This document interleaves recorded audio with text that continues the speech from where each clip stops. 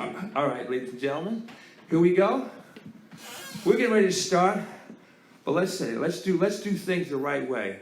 Get ready, get ready, get ready. Ladies and gentlemen, DJ Dan with Soulful House Nation, and we are about to conduct the first ever Soulful House press conference. Everybody go, yeah! Yeah. Wait a minute. First time, yeah. Wait, now this time, let's do it live. Everybody go, yeah! Yeah. Okay, all right, I still got some work to do here. All right. Okay, so listen, for those of you who are out there who want to watch, you can go under Soulful House Nation. You can go under my name, Dan Shiver. They can tag you. I'm going to try and tag, I'm going to tag some of the people out there. Let's see if I can do that, and you can kind of pick it up. So I'm going to tag Ricky Clark, and let's see. We're going to be able to do some of this stuff here. What's up, Russell? We'll see you. Yeah, Steve. Keep Okay. Smith. So once we get you tagged, what will happen is you should be able to see some of the stuff that's going on here. But in the meantime, let's get this thing started. We've talked about it. We've dreamed about it. But we are here, ladies and gentlemen. I just want to introduce you to our special interviewees. I have Gary Saleem on my far left and maybe on your right. But put it this way: he's got on a blue sweat outfit, and I guess that's a striped hat. For those of you who can't tell, left or right.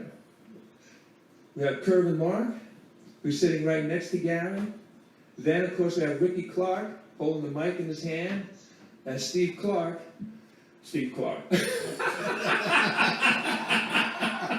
Wow. Okay, this testing, you guys are paying attention. I just want to see if you're paying attention. Steve Davis, ladies and gentlemen. So let's give him a big round of applause for those of you who are out there. Now, here's what we're going to do.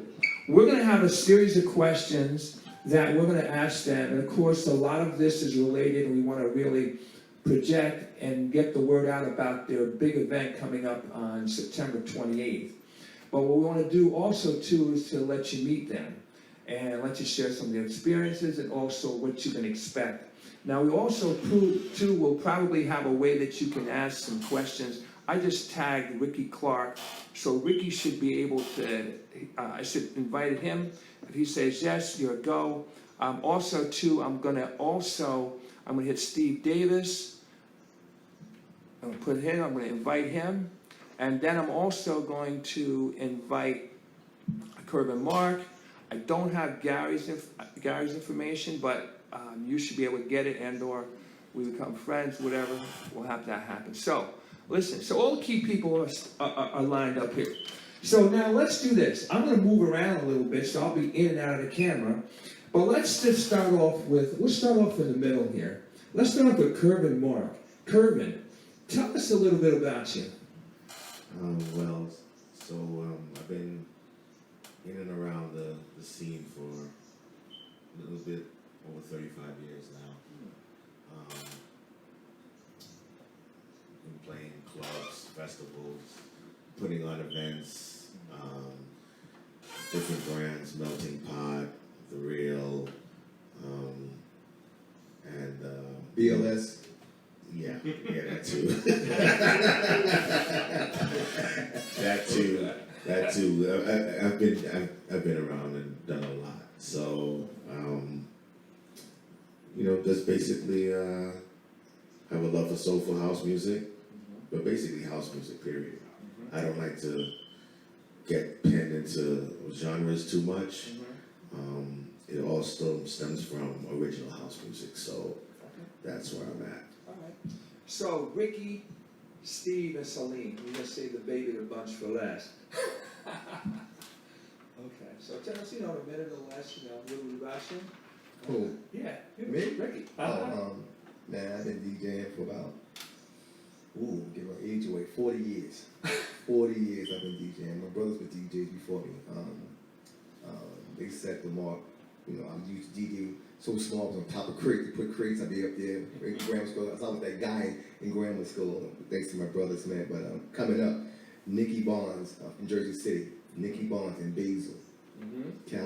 We used to call him Count Basil, or Brother Basil. Was one of the guys I was up under, man, and them guys, man, showed me what house was. I was a hip hop DJ, but I used to love the mix, so I used to blend hip hop with R&B records. So I was known for that, selling cassette tapes, but them guys really set the mark for me, man, first, like, especially Brother Basil, man. And then when you get a phone call, like, from these guys, like Basil now, saying how proud he is of me, you know what that means to me? And it means a lot, man. Like, I don't take it for granted. I don't take anything for granted when it comes to this music thing, because it's a godly thing with me. First of all, I had quit. I was laying in bed one day, and a vision came and said, God was like, you gonna lay there and waste the gift that I gave you. I got up, I told my wife this at the time. She thought I was crazy, and I said, God said I'm gonna be bigger than I ever was. And so as it was said, it is. Not saying that I'm big, but I'm just saying what God said. That's why those who hate on me, like Steve was saying earlier, it ain't me you fighting God, and you can't beat God. That's how I look at it. So you can hate on me all you want. I'm gonna always win. Okay. That's it. Steve. Get your mic. My mic sounds nice. Check one. Oh, I'm sorry. All right. I'm Steve Davis. Most of you know me. I've been around a lot longer than most of y'all. Y'all just don't know it. I started out DJing at Irvington High long time ago. Back when there weren't a lot of DJs. In the Irvington, Essex County area, you only had myself, Punch, Naeem, a couple of us. All right, didn't call on, but I've been in this game for a long time. Did some stuff overseas. Now jump ahead 40 plus years. All right, I'm doing more promotion thing now, and I'm still DJing and guaranteed packed house wherever I go. All right, also doing overseas trips. Cabo San Lucas, July 23rd, coming up. Stay tuned for that. All right, but I'm just doing my thing. Honored to do Ricky's Festival. I don't get the big festivals. That's cool. So I'm honored to do this. My only one this summer, so I hope everyone comes out. We're gonna take over Jersey City. What? They just don't know. I got some good stuff coming. You hear the music I'm playing as a Dragonfly? We're gonna take that to the next level. But that's the plan coming up. Saleem. Peace. I'm the baby, everybody. Cook. Originally, I started DJing in the early 80s. Me, Mark Lewis, many of y'all may know, may not know, Antoine Quad. Like Steve, I got to feed off of Steve. I was doing early high parties every Fridays, and that was in the early, that's in 81, 82, maybe. I fell back from DJing for about 30 years. Thanks to the brother Antoine Quad and Soulful Messiah and Smooth Pro, I picked up the craft in the last 3 years. And the brother Ricky, peace be upon him, and the blessings of him invited me into this group of men, I would say, because nobody backbiting, nobody talking and worried about everybody else. Like the brother Steve and the brothers with us. I'm a businessman. Numbers got to make sense. We get our blessings for giving back too, so we give back to the people. But my alternative to life is helping people as well. So that's where I fit into this. Like I said, I'm the quiet baby. Hold on, Saleem. You need to tell them how besides this one, how we met. That's interesting. How he got on his card. How we met. I met we both played. We was on the same ticket in E Hotel on the Antoine. I ain't know events. We knew of each other, heard the names. They said, "Saleem, you want to play with Ricky?" I said, I mean, I knew of him, but didn't know him. He was like, "Oh, you want to play before him?"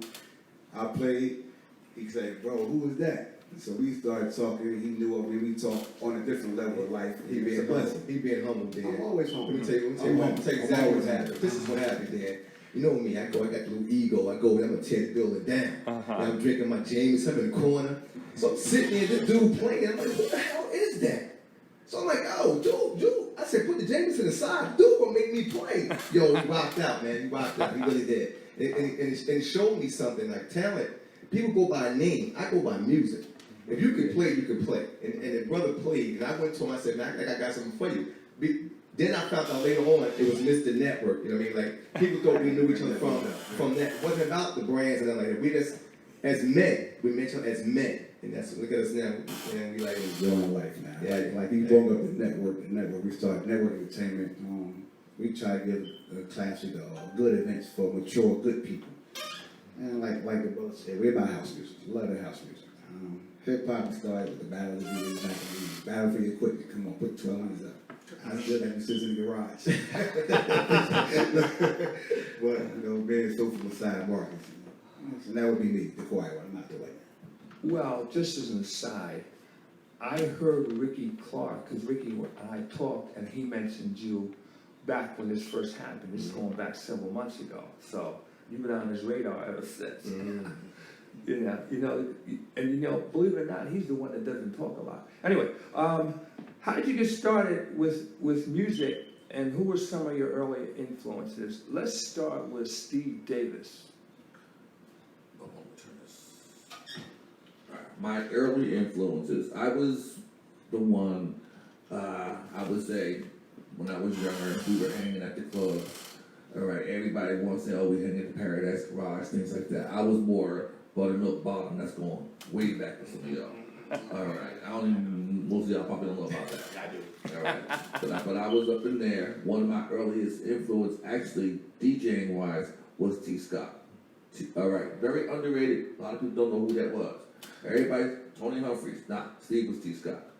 All right, because couldn't nobody, he was bumpy in his mixes, but he could rock a floor. He had the building shaking.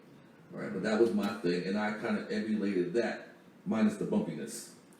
Right? Okay. But that was my thing. Okay. Let's go with Kervin. How did you get started, and who were some of your early music influences? Well, mine is a little bit different. So I'm from the Caribbean community in Brooklyn, and actually I had a cousin who had, his name was Crosby Monroe, and he had this thing called Crosby's Disco Machine, and he was actually DJing from the late 60s.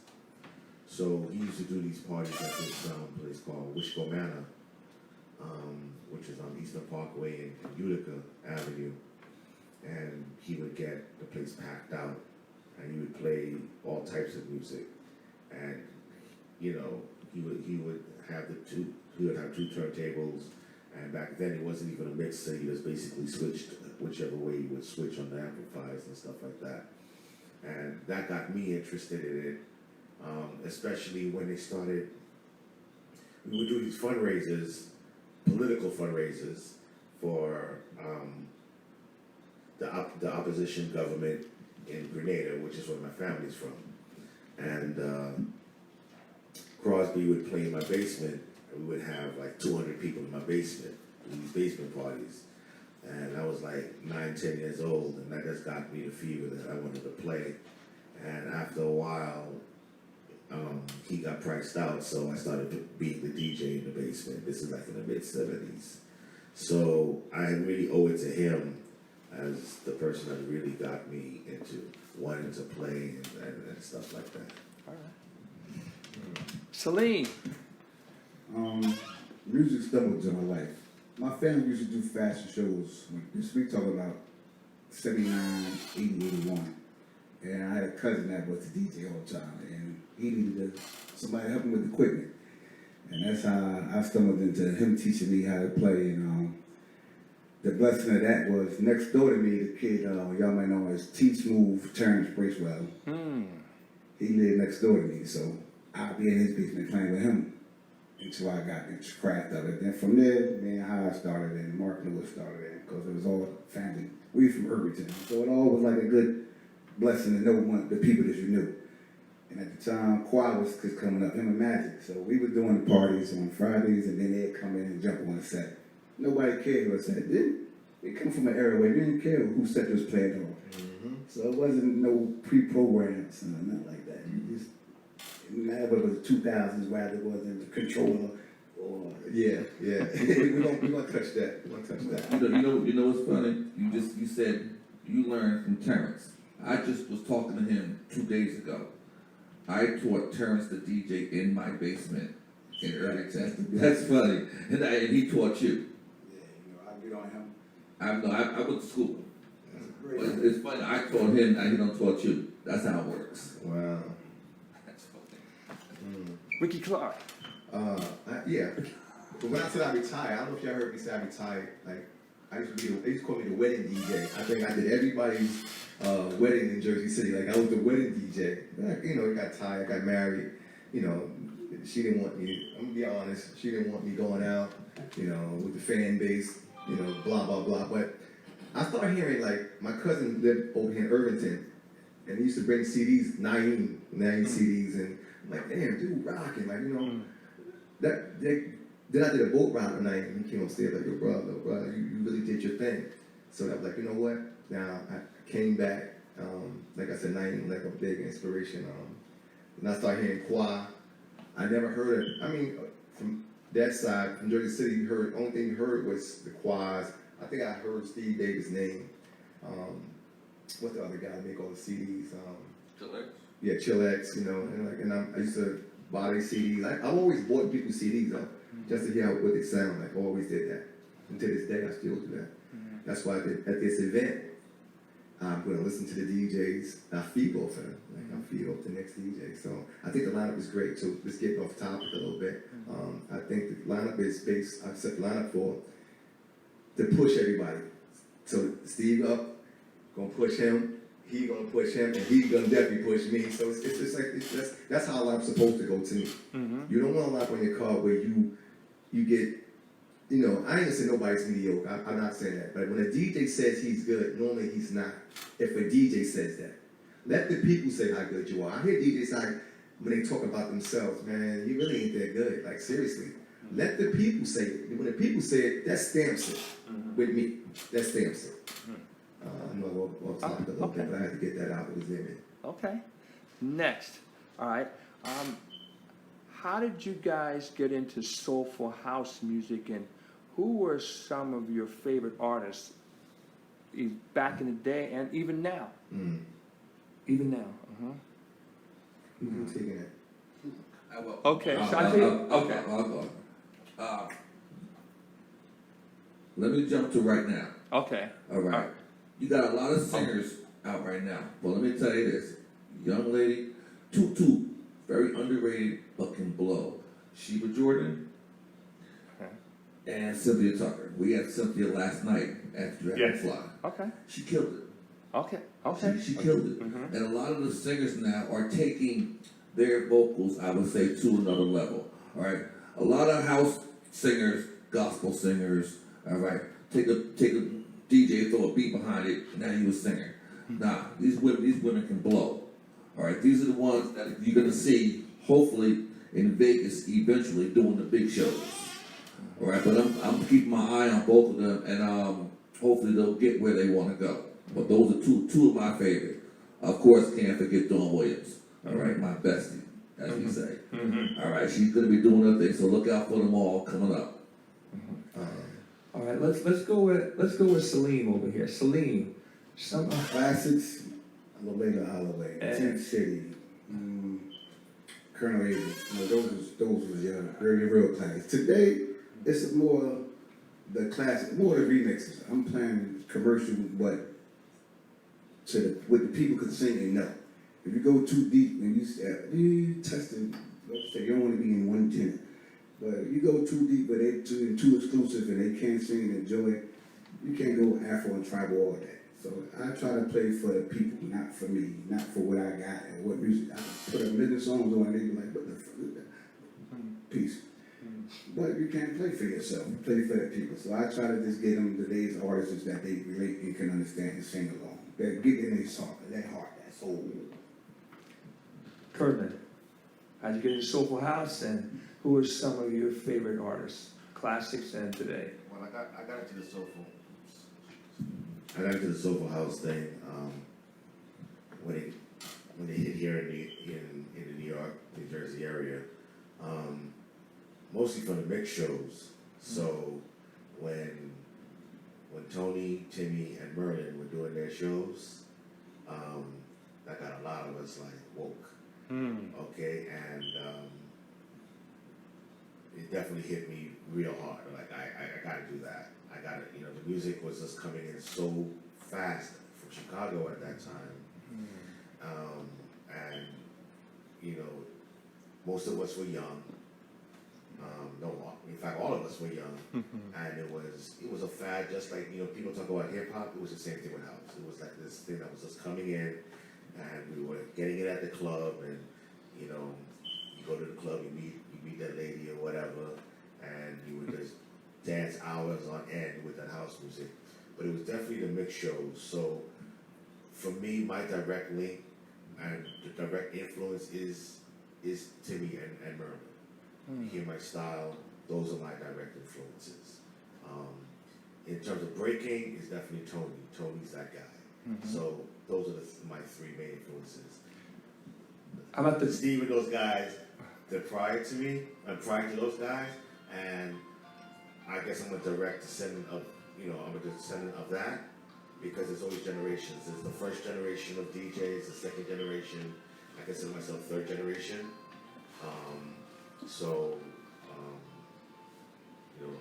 That was it. And quickly, in terms of my favorite artist, Martha Wash has always been there.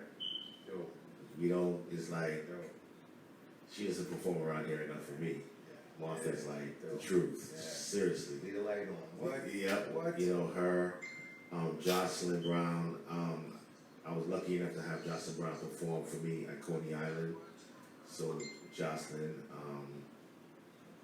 he said it. Don Williams is another one. Michelle Weeks. Michelle Weeks is another one that can just blow. She's off the chain. Okay, and right now, but she's always been this good. It's just interesting that she just has her own style. Is Lady Alma. Lady Alma just has her own style, and I always like that style. She's really a jazz artist who's doing it Soulful House. So she's hot. She's great. Okay. You're up, Ricky. Let me see. How'd you Coming up in Jersey City, artist Kenny. It was always Kenny. I was like, when I say a fan of Kenny Boogie, man, like Kenny, like going up with Yonder and all that stuff, like Kenny's always been that guy. Then for me to meet him and then become his friend, and then him doing shows, doing stuff for me, man. Shout out to Kenny Boogie, man. That guy always been. I always time after every show, I'm still a fan. Every time I'm always a fan of his what he sings. I'm a fan. Like you said, the Dawn Williams, piece of Dawn, Stephanie Cook, love you sis, and Coffee, man. Coffee's dope. I always say she's dope, man. Like, and every time she sings, like, bruh, I make sure she's good. She's dope, man. So like, that's who these guys I love, man. And I met Josh. Josh is cool, but Kenny always got that. Kenny got that, man. So. All right. Let's do this now. Before we get into the festival, I want to just I'll always like to ask this question. And we're going to start this time, we'll start with Kervin. Because Kervin is, again, most of you have been on the scene long enough to watch this thing from the beginning. And I'm sure most of you started out with vinyl. Is that correct? Yeah. Okay. Matter of fact, all of you. So here's my question. I always like to ask this. Where is soulful house music headed, Kervin? That's a tough one, man. I really don't know. I mean, I think in terms of its demographic, is definitely older, as we know, and that's because we haven't, quote unquote, I think, done a good enough job turning it over to the younger ones. So I don't. It is so uncertain where it's headed. I know in New York City, I do know that it's interesting, but the white audience has picked up on it big time, and all the nightclubs, particularly in Brooklyn, which is where nightlife is really thriving in New York City, those clubs are predominantly frequented by whites. So it's interesting to see where it's headed, and the funny part about it is not so much that the talent that is performing it is white. It's still our contemporaries, it's still us. But the younger white kids have gravitated to it, and they really, really like it. So, like I said, it's just interesting to see where it's headed right now. I frankly don't know. I think we're doing a pretty good job of trying to keep it alive, a very good job of keeping it alive. The business aspect of it, that needs to be discussed. So, you know, I think we could do a lot better in terms of this business aspect. I'm sure we'll talk about that. Saleem, where's this thing headed? From what I'm seeing personally, like I think Steve said it perfect when he spoke upon himself. Most of his events are sold out. So it's the market target that he grabbed to, or that we follow, or that follow us. The younger generations, as the brother spoke upon, with the Caucasian followers, they grasp into our music, which they did with rap. But I would say the productions and the producers is keeping the music relevant for the younger generation with the remixes, with the R&B to the soul. So they trying to blend it where now it's not too deep, but the people can grasp to it. So where it's going now, like I don't know a lot of those, but where it's going down there a lot of those, but it's still great music out there. It's just how we push it. It's you know, don't look for that one hit. Everybody want to play hit after hit after hit. Instead of introducing new, they're afraid to introduce new music. There's so many talented artists out here, and so many good producers out here that's got music coming out there, and they're free. But God's willing, the people come together and support one another rather say, why he up here? This and that. What's Saleem doing up there? I'm here by the sake of Allah and my brother Ricky and the brothers Bobby. Okay. Wow.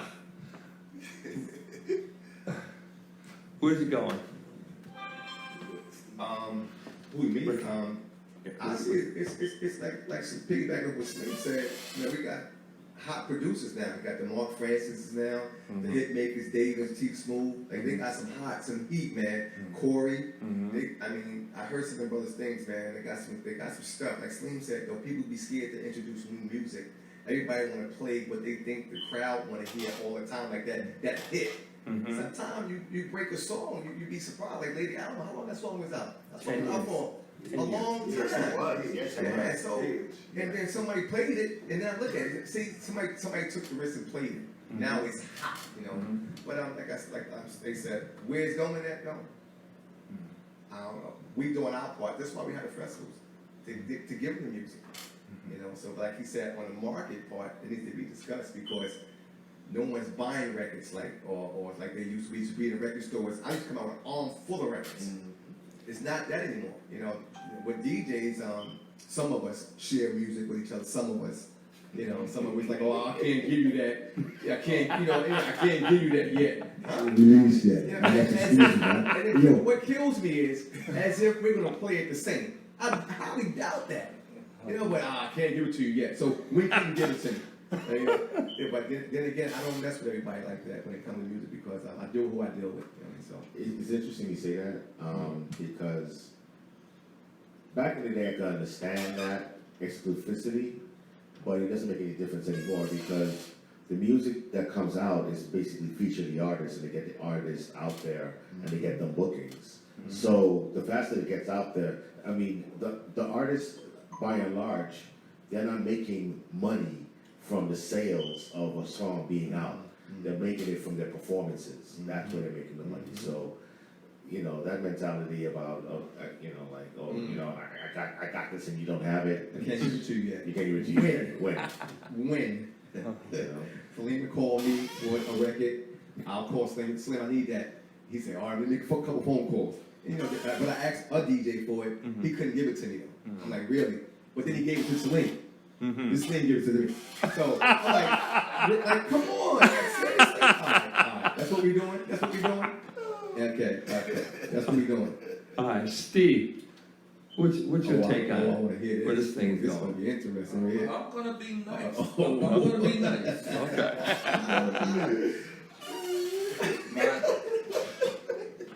Come on, Turn it on, yeah. There we go.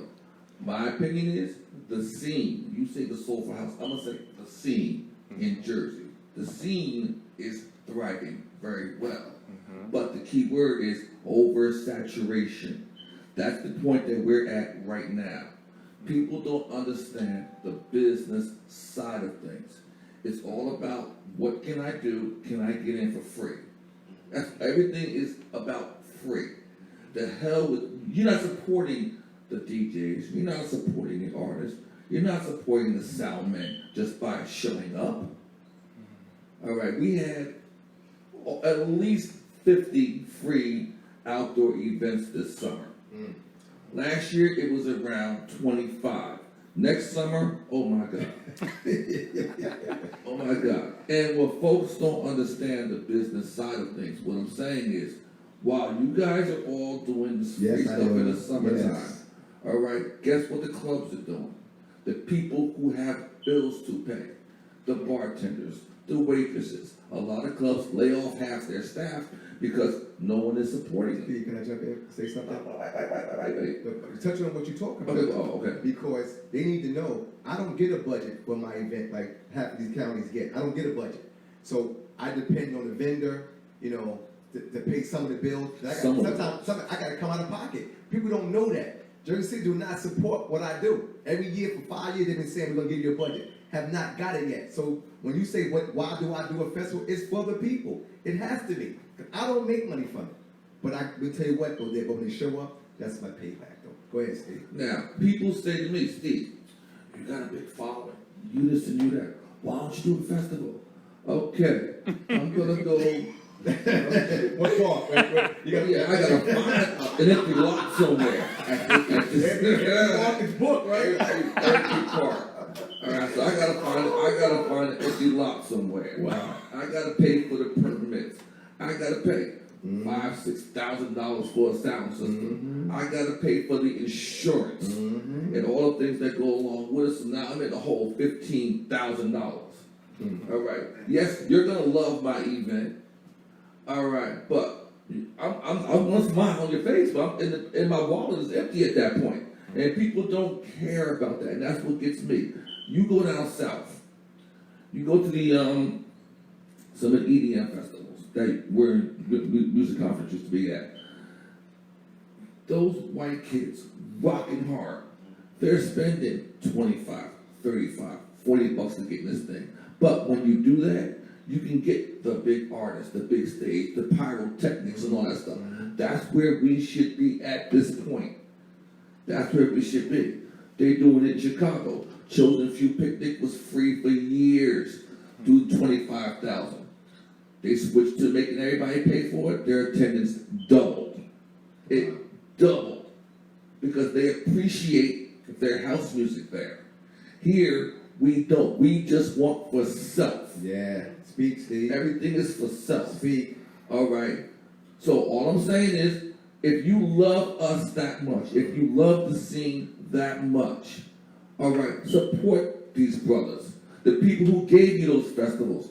Don't stop at the end of September. All right, you got October, November, December coming. When they give these events, come on out, support them, pay to get in, buy a couple of drinks. These are all our people. We need employment. We need work. Nobody thinks about that. I don't want to get. I thought you wasn't going. I'll be nice here. This is just my opinion. That's true. That's I've been opinionated about this all summer long. Because people expect things. People feel like it's a given. Oh, you should give back to the community.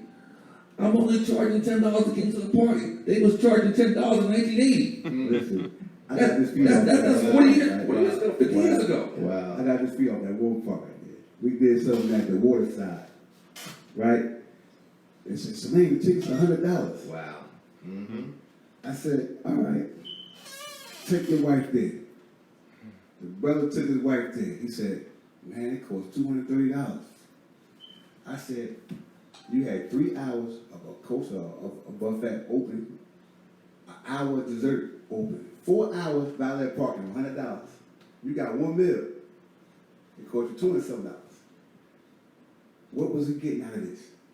I charge you $100, they charge me $98 a person. $2.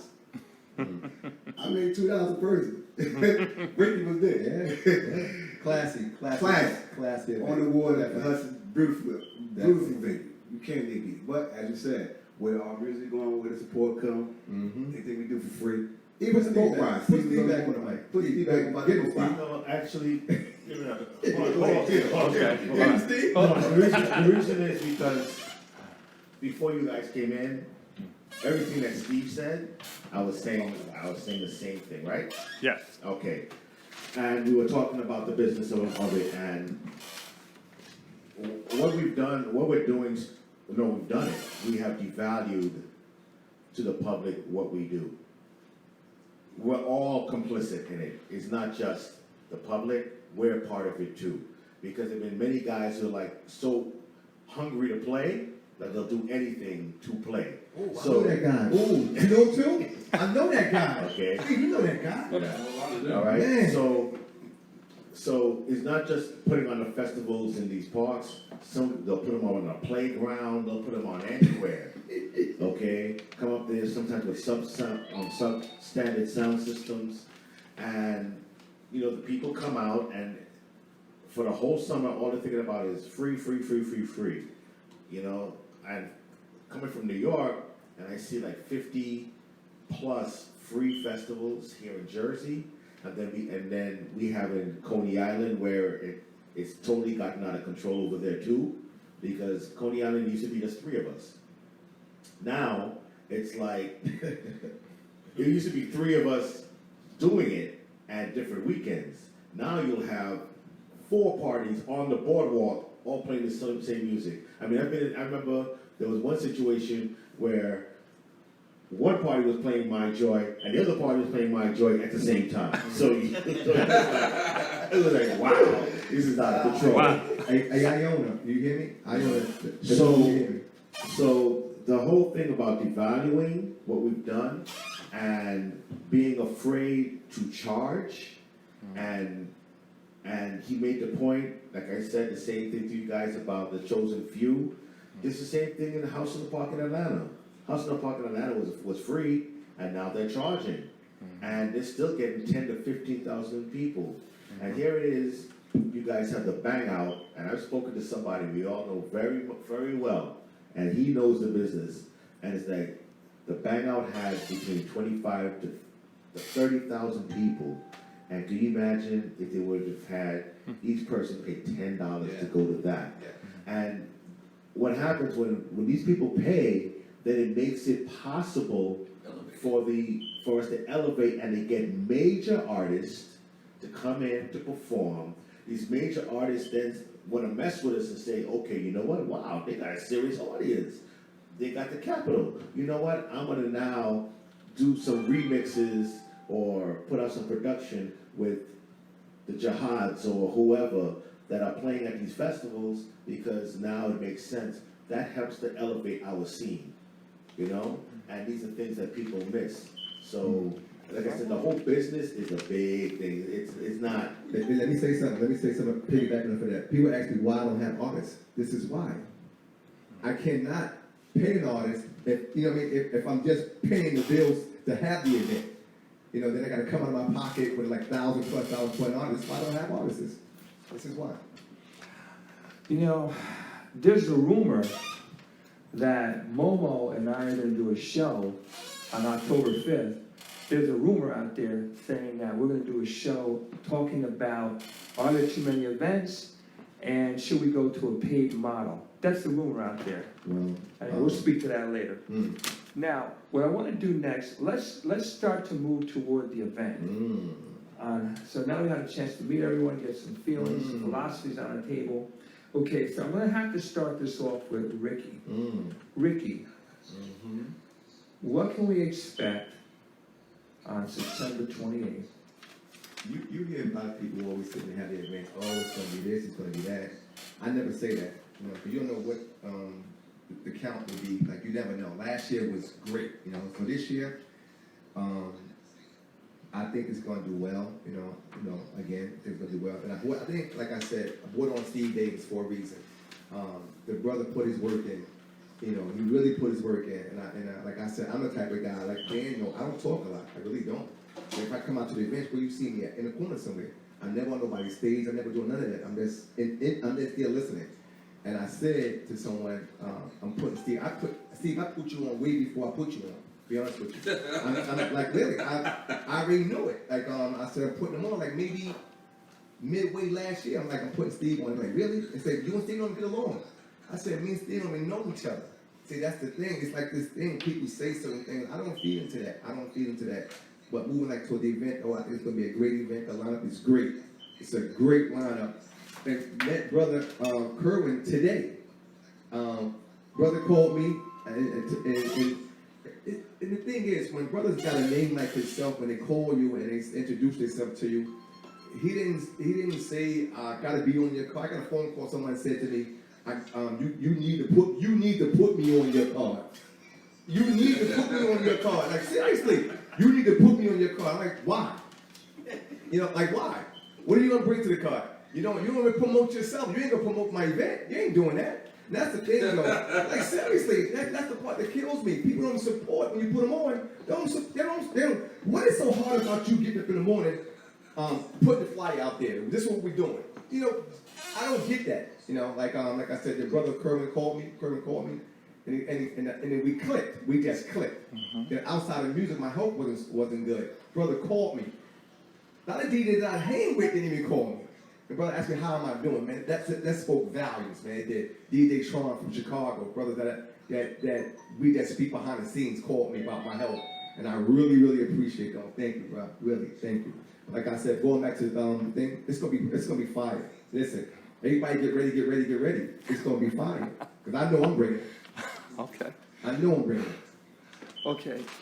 So what I want to do is go around the room and just ask questions individually. First, let's just start off with what time you can go on and what can we expect from you.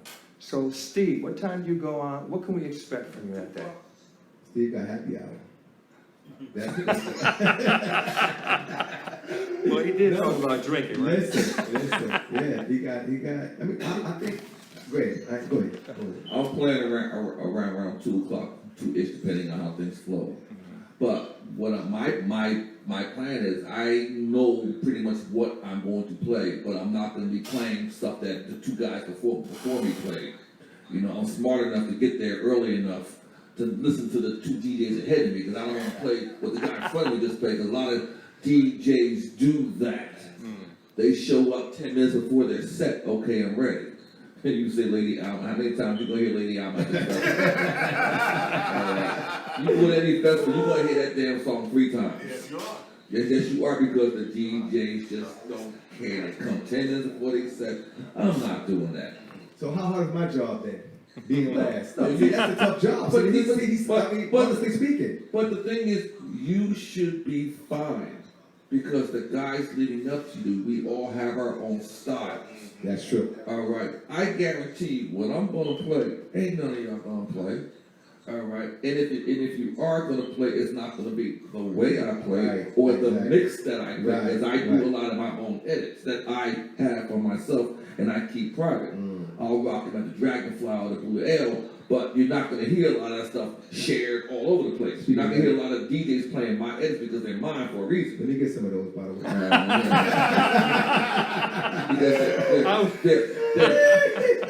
They're mine for a reason, because if I'm going to do a festival, I need to stand out.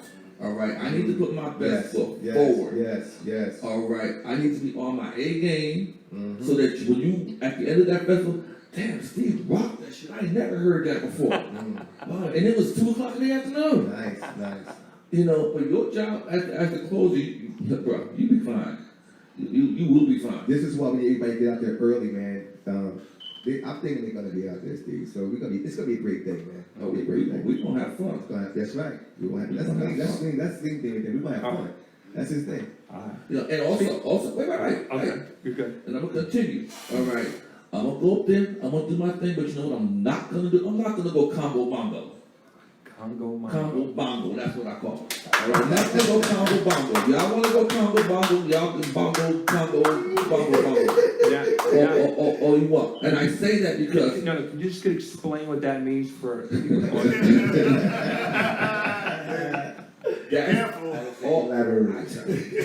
The soulful Afro South African chant Zulu bar, what the hell? All right, I'm not gonna go there. All right, because I know women want to dance to vocals. They like to sing along with the song.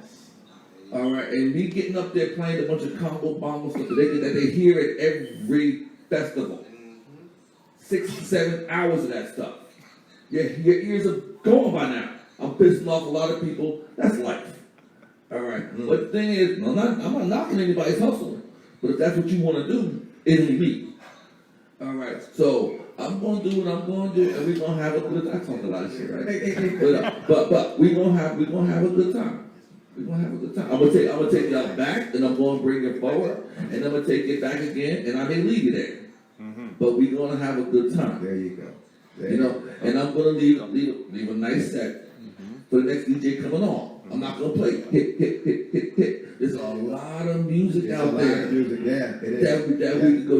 You got 50-something years of club, house, and classics. Why are you just gonna play the top 10?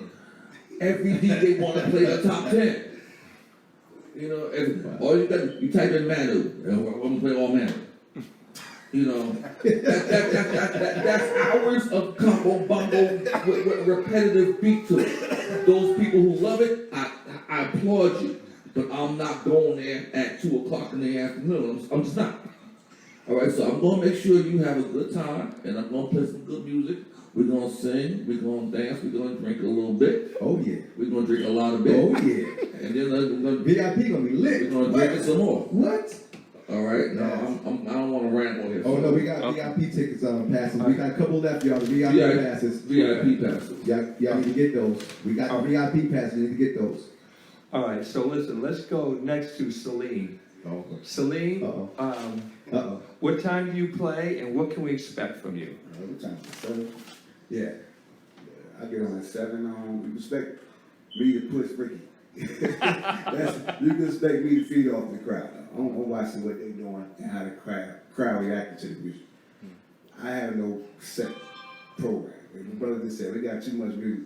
You want to dance, you want to sing. Like him, I'm not going to go deep. No tribal, no bongo, Congo bongo. no Congo bongo, no Casa Pusa, not even to work it out. Yeah, I mean, if you're gonna loop it and then bring the words up behind something in that manner. Hey, check it out. Alhamdulillah. We jump in for listen. Hey Dan, I remember 2 years ago I had put Mark Lewis on, right? And people always talk about the early slots. I swear to God, Mark played about 3 o'clock. He set the tone for the whole night at 3 o'clock. That's what I'm hoping is gonna happen this time. When you set this, like 2 DJs after that, man, they were like, who played after Mark? Like Mark, like he set the place ablaze early. Yeah, and I had talked to Mark for real. He killed it, man, for real. And more or less, Adam Rios. Go ahead, Slim. more or less you'll see how me and him play every Friday and we live. Oh, yeah. We pushing, so we back and forth with each other every Friday at the bar. It's like that unsaid battle. We just go at it. Like we just go back, bang, bang, bang. Even free music, you're more your love topic. Nobody killing music. What's over there? Let's have fun. That's it. And we in our own world. That's what we gonna get next that. Friday. See, we have a free show. Y'all wanna come through Mugs next Friday? Every Friday. We get a free Steve left early last week. Yeah, everybody get a taste of what's going on. So then we come set up at the Mugs Club Friday, hopefully, and we show the people what they're gonna get. Yeah. All right, wow. Okay now. All right, so now listen, let's go to Curvin. I wanna hear What that. time do you come on, and what can we expect? Well, I'm the 4 to 6 guy, so I'm saying I'm stand between some nastiness. I see You already. made the middle. Yeah, I'm in the middle. Steve scares me already, so. Curve. Yeah. I say, it's not easy playing after me. It really isn't. I hear it a lot. And that is. Don't do this, Steve. Hold it. That's what I'm talking about. Don't do it. Hold minute, see, wait a man, minute. this is wait what a I'm talking about. This is what people don't say. What it is, though. Someone did that to me with the BLS show. They were like, "Oh, I'm gonna destroy you." I was like, "No, you're not. Uh-oh. Don't do it. I'm ready. I'm ready. Steve, I'm ready." I believe I got We to have- All right, so wait a minute, hold on. Right. Let Kervin tell us what we can expect. Let's hear from Kervin. We've heard from everyone else. Like Steve, I have the same philosophy.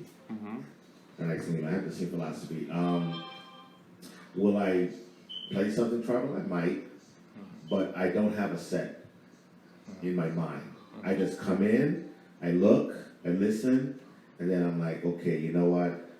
My library of 40,000 to 50,000 songs, I'm pretty sure I could find enough in there. Okay, with my case of thumb drives and whatever, that would not mirror what everybody else is doing. But at the same time, I try to keep it within the flow, the energy that will be there that my predecessors have set, and to set the other person after me the same way. Quick story. Okay. So I had to play in Atlanta, and I was playing with Ron Trent. Okay? So, you know, Ron has his own style, he has his own productions, whatever. It's all good. Before I was booked for that, somebody was like, "Oh, you know, I don't know if you should book Kervin because I don't know if you could play with Ron." I said, "Okay, no problem." The person tells me this like an hour before I play. So I'm playing, and Ron comes on the stage, and I said, "Okay." So I set him up. I played a song that is like 20-something years old that Ron was like, "How the hell did you even know about that song?" And I set him up, and from there, he was ready to go from there. So, like I said, I'm prepared for any situation. The energy will be, it's going to be on, and it's going to be fun. That's the bottom line. Everybody out there is going to have fun for my set. Ricky Clark, what time do you go on? What can we expect? I got footage out there, so nah, but I plan to leave it like once these guys set the tone, it makes it harder for me. It really does. I gotta say, Beloved, there's a hell of a closer. A couple years back, I took a little bit from that. You have to have energy at the end of the night. You have to pick it up. So I'm planning on piggybacking off of them. I don't really know what Saleem gonna do or try to do. So it's like a boxing match. Really, it's like a boxing match. So, but I'm ready. I mean, and that's the attitude I want to hear Steve say tomorrow. Oh, it's hard to follow me.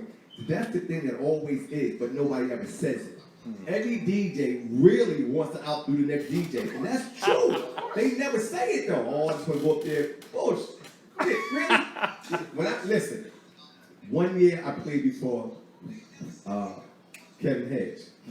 Who remember Kevin Hedge that year? Nobody. But what I did, I knew Kevin got the big name. What I did, I took the equipment, put it in the middle of the crowd, and played in the middle of the crowd, and it's all they remembered. And Kev was like, told Wally, I'm going out there too. Wally was like, nah, man, Rick always doing some crazy stuff. That's what he does. See, that's called strategizing.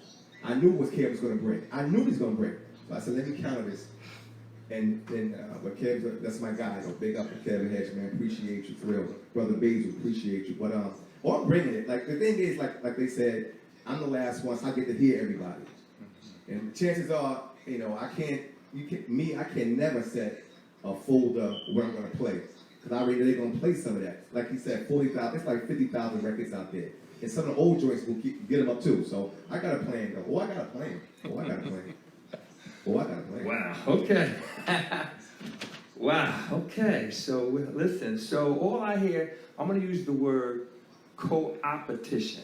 Yeah. In other words, you're cooperating together, but we got some How about competition truth? going. How about finally truth though? Okay. I've been dying for somebody that Steve said he said. Because that's the truth. Nobody said it, but I'm a killer. At the end of the night, they say to their friends, I was the best one, right? I was the best one. It's not about being the best one, though. Like with us, it's not about being the best one. It's about pushing the next one. Let's go.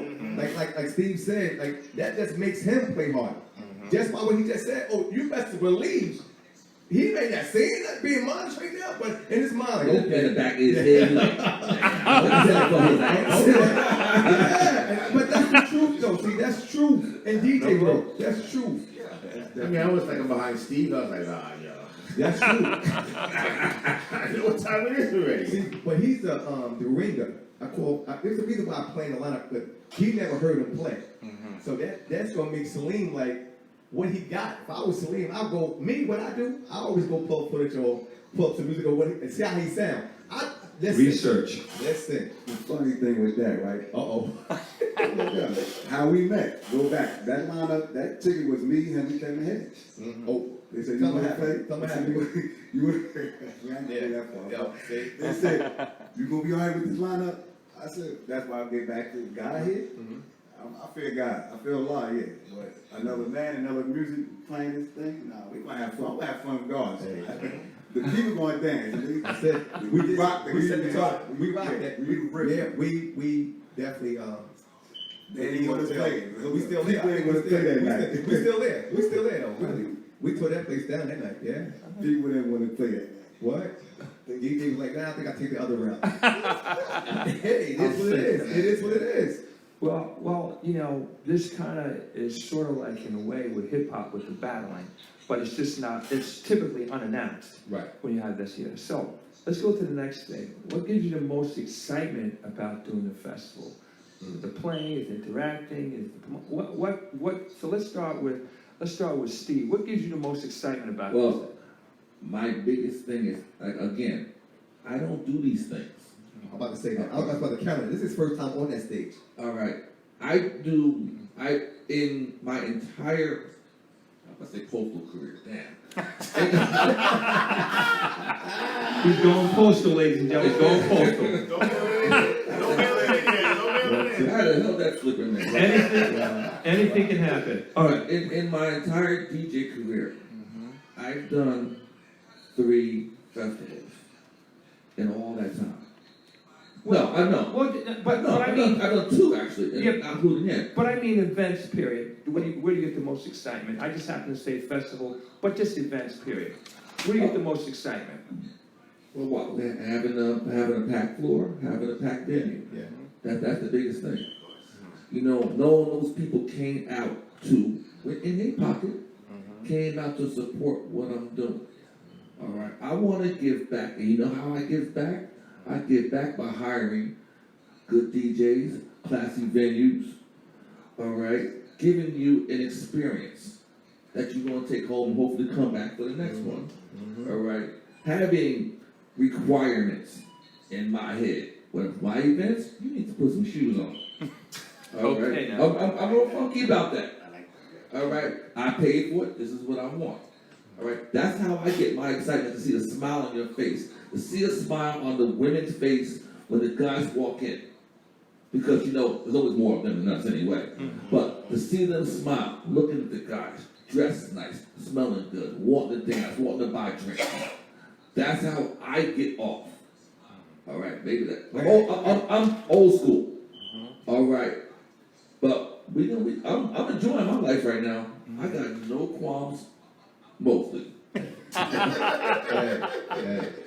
Okay, let's go down the line here. Ricky, where do you get the most excitement on the different events that you do? I truly, the faces of the people. Like last year, somebody caught a girl when I'm DJing, they caught her crying. When you can get to the soul of a person and have a person crying, you're doing your job. You're really doing your job, and that makes it different. Like last year, I had a drop, and Steve caught it, and he made me a video. Thank you, Steve. And the video was like, Exchange may have moved us, but we still here. When I dropped the music and did that drop, the reaction from the crowd was like, that was my payback. That was it for me. Like I said, I get from the enjoyment that the people are having. That's what it's about. It's not about me, it's about the people, man. Curvin. Well, to me, festivals and in the club are like 2 different things, because in a festival you have but so much time, and you really have to bring it right there and then, and the energy is a different energy. It really, really is. But I really get off on reaching new people. when I've done a set and someone, I mean, it's great to have your supporters there, and I appreciate my supporters, but when you get new, quote unquote, converts, or people who like have checked you out for the first time, and they're like, oh, I gotta come back. I've never heard you before. Wow. Or even those who did used to come, oh, I never heard you play like that before. Or I gotta come a lot more to your stuff. That definitely turns. Piggyback. How about this though? All the DJs, after your set, right, and you go out and you walk around the crowd, and people come up to you like, man, it was a hell of a. Hey, let me tell you something, Dan. That's the reward right there. Can I take, especially if they say, can I take a picture with you? Man, you did your job. I mean, it feels like you get up that stage, you walk around, and people come hug you, and they did a great job. That's the payoff, man. That's it. That's it. Saleem. For me, it's always giving back to the people. That's what the network is built on, giving people back. But I think I get the blessing that when the people say, hey man, I really know you can DJ. You know how to DJ, for real. You know, for me, because I've been away over 30 years from DJ. And now I come back and I'm known more as a business guy. You know, I'm an investor. So they say, man, you really can DJ. And they put the phone in your goddamn face, hey, I got you on video, can you take pictures? And that'd be the blessing now, you know, giving the people back something, and they on that floor, like Steve said, a packed floor, and they saying, hey, and I'm cameras and phones, hey, you know, you just thankful. Now, you know what's pretty interesting, it's very, very consistent. I didn't hear anybody say, although it's an integral part, I didn't hear anybody say, well, at the end of the night when I see the receipts, nobody said, hey, at the end of the night I count up the register. Everybody had something related to how the people reacted to what you were doing. I thought that was pretty interesting. Okay, now let's start at the other end here. We'll start with you, Saleem, this time. What can we look for you going forward? Events, production, et cetera, et cetera, et cetera. What can we count on from you going forward? Investing in business. Okay. I'm an investor, and I got something working on now, and I just don't want to say it yet. Okay, all right. Trust me, we'll be here with it. You're gonna be like, wow, that's nice. Matter of fact, you're gonna do the interview with us over there. Okay. That's what you're gonna look forward to. Now, just so I'm clear, isn't he the one that said he doesn't talk that much? Oh, okay. I'm the guy. I'm the guy. Everybody on side. You ever look at any of my lives, you look like, I don't even look at the camera in my live. I'm quiet out the way. You might see me with a cup in my hand. That's all right. That's all right. That is it. That's all right. That's all right. Kervin, what do we look for going forward? Well, yeah, I'll be putting on events and stuff like that, and hopefully getting booked more and more. I've been putting on events for so many years, and I'm at the point now that I'm just looking to get booked a lot more, just on the strength of my DJing and not having to work so hard with these events. But also trying to come up with something where, again, I'm just trying to get a younger audience into what we do, especially in the Black and Hispanic community, because I think we've dropped the ball on that, and so I think we just need to come up with a paradigm to develop that, and I have some ideas on how that can be done with some of the younger talent. Let's see. We're going to save you for last, Ricky, on that one. Steve, what can we look forward? Well, coming up, I'm working at 2 nightclubs right now, and I'm really enjoying it. I don't want to do the every week thing anymore. I did that at Marlowe's for 15 years every Friday. I'm not doing that again. All right, so I'm doing Dragonfly once a month, and I'm doing the Blue Ale House. I got my own private events, and I got my trip coming up for next summer, Cabo San Lucas. You need to be there. All right, and we're gonna have a good time. But I'm just at peace right now. Like I said, just about all is good right now. So I can't ask for no more. My private events, we all do private events. That's where the funds come from. But I'm just enjoying it. But I have one thing I forgot to say. One aspect I'm looking forward to this festival is I get to work with Raz again, like I did last night. Me and Raz up on that stage, we click. It's really strange too, because the energy we bring to the Dragonfly, we gonna bring to a big stage. Nice. You know, me and Raz talk about it, but we got something coming for you. You got something coming. Can I say one thing Go that ahead. I forgot to announce two things. I'm doing this excursion to Cuba. Yeah, in November, where we're bringing house music to Cuba. Wow. Yeah, so I'm doing that with TY. Nice. Cuba.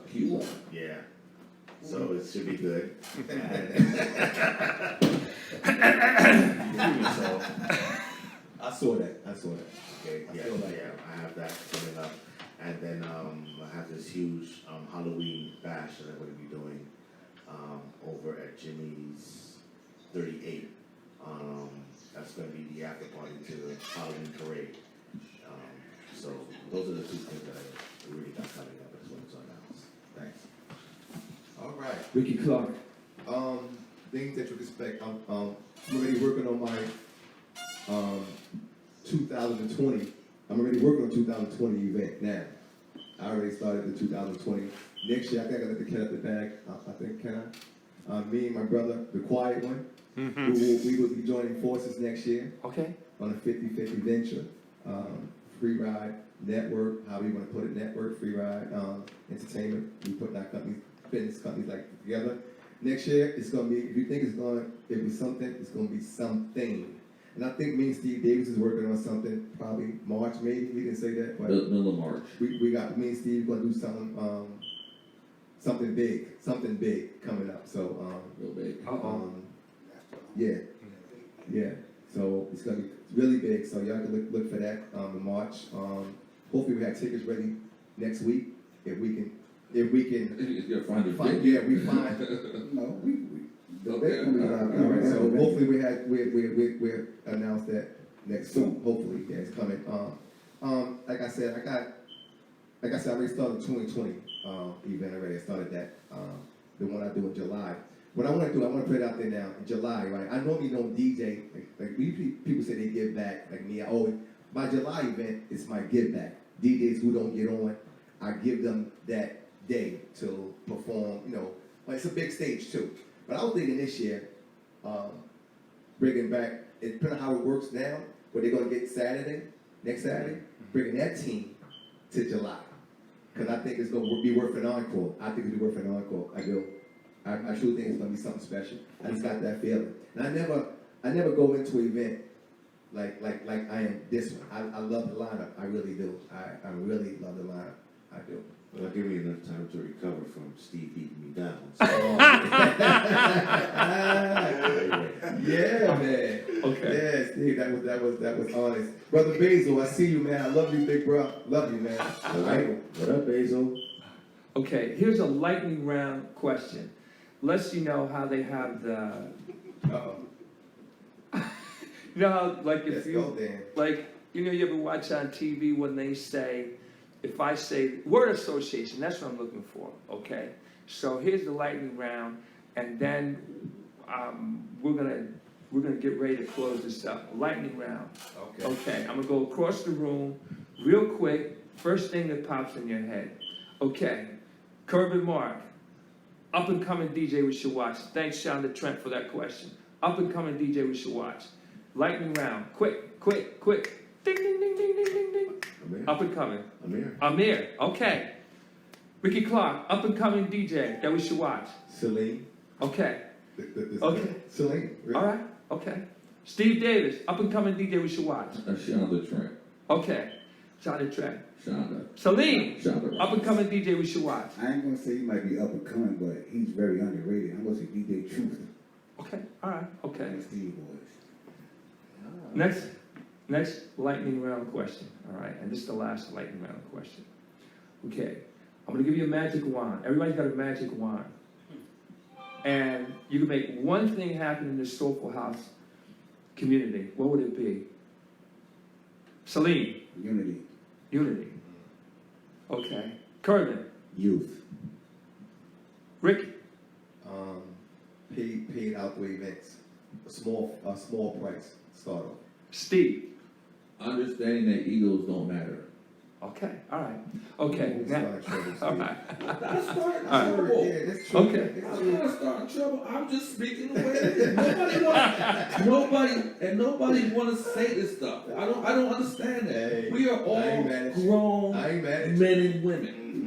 I ain't mad at But you. when I did Irvington Park, right, they said, why you put Saleem on the bill? I do it for free. Now I do it for free. Do that. See? When they came over, they said, oh no, Saleem. Saleem robbed him out. Find out somebody paid my whole set after me. But anyway. All right, we are right down to the wire here. All right.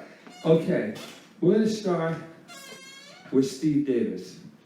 Do you have any final thoughts, anything that we didn't cover that you wanna say, anything you wanna recap, et cetera, et cetera, et cetera? Actually, I said, no, I just thought of it. Because what Saleem just said. Saleem did the Irvington Festival. All right, I'm gonna go back to that subject again. The promoter decides who's on that lineup. There was a issue a few months ago. You from Irvington? All right, so you can play. All right, I can't play in this city because I'm not from that city. Who the hell gives a damn where the hell I live at? All right, that makes absolutely no sense to me. I can't DJ in this city because I'm not from that city. If Steve want to give a festival in Island, I'm gonna do it because I'm paying for it. All right, and folks need to get a grip, stop the bullshit. All right, the promoter decides who's on his bill. If you don't like it, give your own festival. I'll close with that right there. Okay. So we're gonna save you for last, Ricky. And then I have one other question I need to ask Ricky. Kervin, any final thoughts, anything you wanna share, re-emphasize, or just bring out that we didn't cover? I wanted to piggyback on what Steve was saying. But the Soulful House scene should not be dictated. The talent and it being in its ability to get out there should not be dictated only by promotion or by the promoter.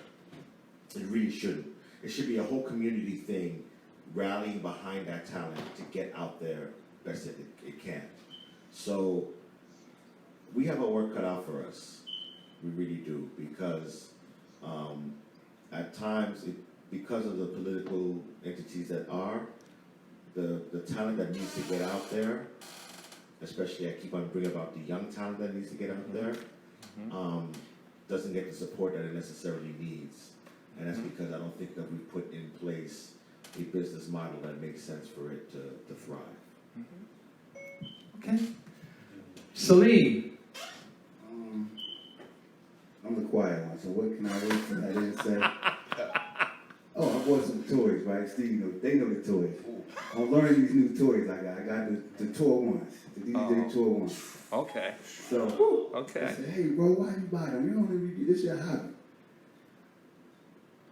And I got to go back to Irvington, all the park festivals with DJs. They say, well, you're at a different level now. You don't need a controller. You need to have the 2000 or the 1000, this and that. Damn it, you got to play the songs. You know, if you're a 2000, a controller, turntables, whatever. If you can't blend it, you can't hear that song, ain't nobody, you can't sing, goddamn. That's what you need to learn, how to stop thinking and making all your quantize everything at 125, 124, no names. But in any event, you could expect me to learn tours and have a different something for their ass next year. You know, those people who complain about what you're playing on aren't doing any gigs. If I got time to worry about, I'm on a dance floor. Do I really give a damn if you're playing on a controller or a CDJ next to something? As long as it sounds good, why would I care? But you even know what they're playing. But why would anybody care? That's my thing. The people don't know what you're playing. They don't care. They don't know what They don't. It's the DJs who are not working that care. It's those people who are going on Facebook and care about what the hell kind of equipment you playing on. That's like saying he sucks. He's wearing Nikes. How dumb is that? That's the stuff we have to deal with a lot of times. And people don't get it. They come up with nonsense. Yeah, I mean, the bottom Who line. cares? The bottom line is, I mean, speaking from my perspective, I can play on anything. So, you know, if you've been playing long enough, the bottom line is your programming. That's A1. Mixing and everything like that. Yeah, if you're great at it, you're great at it. But your programming is A1. You should be able to adapt to the situation wherever it brings out. As long as the sound equipment is good, that's what should matter. As long as it sounds good. That's right. Okay. Now, Ricky, I have it's a two-part question here. I need you to answer that same question, but also I know there were some people that couldn't make it this morning. Right. And I'd like you to say who they are and what we can expect. Okay. Timeline, What etc. what was the question? Okay, the question was, the first part of the Steve threw question, me off. Steve threw me. first part of the question, any final thoughts, anything that we didn't share, you want to reemphasize, something that you wanted to get to? And then the last of it is Right. about the additional. First and foremost, man, I want to thank these guys, man, to the right and left of me for getting up early in the morning to come and do this interview. It's one of the first interviews of a DJ panel, and as you can see, there's no egos here. It's like ego free, like, you know, I love what Steve did with the competition thing. That's truth. I can always handle the truth. I don't care what it is. But you got those out there that lie a lot, you know. So I say to you, pigs, keep doing what you're doing. I'm gonna keep doing what I'm doing, but I still love you. But I appreciate to these guys though, Dan, for real, man. They're making this the event an event. Like, and I appreciate them for coming out. And to the DJs that's not here, DJ Hutch, man, brother, I wish you were here because I wanted to say something to you. I'm gonna hold back on that until I do see you, talk to you about it. And my brother Mike Clark, I don't know why he's not here. He should have been here. You know, he should have been here. But like I said, it's gonna be a great event, Dan. What time do they go on? I don't know. I don't know. Steve, Mike is from. I don't know. Okay. Hutch is from 11 to 1. Mike Clark is from 1 to 2:30. 2:30. Steve is 2 to 4. Brother, his battle mate comes from 4 to 6. Then Saleem at 4 to 6 to 7:30, something like that. And then I finish it up, sweep it up, and clean it up. Okay then. All right, folks, listen, I just want to say, on behalf of Soulful House Nation, just happy you gentlemen agreed to come out and do this first ever Soulful House press conference. Hell, I like it. You know, maybe this will be the start of something big, and I only say that because there's a lot of stuff that we need to talk about in this community. As I said a little bit earlier, there's a rumor that Momo and I will be doing a show, and the topic's going to be, are there too many events? And the second thing is, should we go to a paid model? Which you've heard that come up multiple times. The other thing too that you could get from the conversations here today is that these gentlemen love what they do.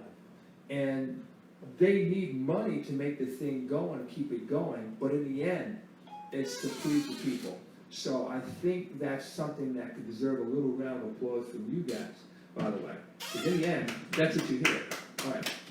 Yes. We got a lot more stuff coming. Yes. I just want to, again, thank these gentlemen for coming out. That's Saleem, Gary Saleem, Kirby Mark, Ricky Clark, and Steve Davis.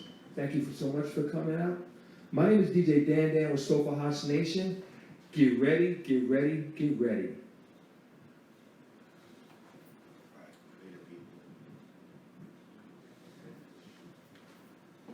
Great shit, y'all. Great shit. Nice. Yes, it was. Get ready, get ready, get ready. This is DJ Dan with Soulful House Nation. When you want to know what's going on in the Soulful House community, listen to Soulful House Nation. And now it's time to subscribe. Push that button. Get ready, get ready, get ready.